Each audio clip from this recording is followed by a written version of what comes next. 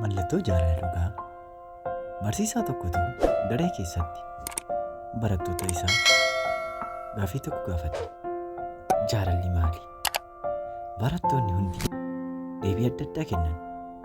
Tokko jaalalli wal gargaaruudha jedhe. Inni biraa immoo jaalalli wal kabajuudha jedhe. Garuu barataan tokko fuuta jedhee ka'ee seenaa maatii isaa tokko akkas jedhee itti hime. Akkoon koo fi akaakayyuun koo waggaa 50 ol waliin jiraatan. Guyyaa tokko akkoon koo baay'ee dhukkubsattee ijji ishee arguu dadhabe.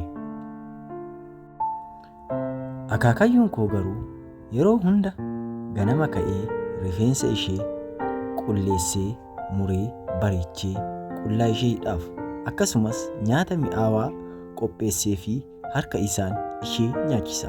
Guyyaa tokko ani akkas jedhee gaafadheen. Akaako, isheen ijji ishee hin argu.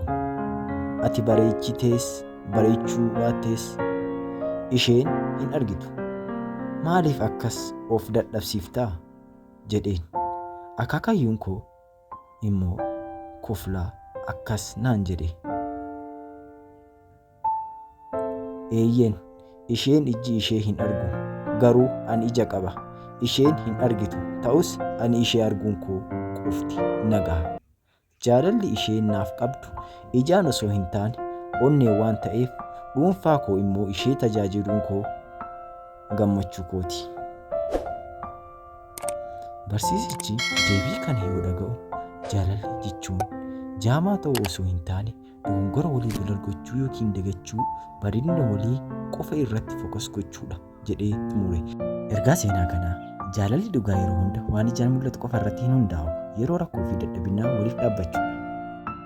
Seenaalee miidhagoo akkanaatiif sabiskiraayib gochuu hin dagatinaa.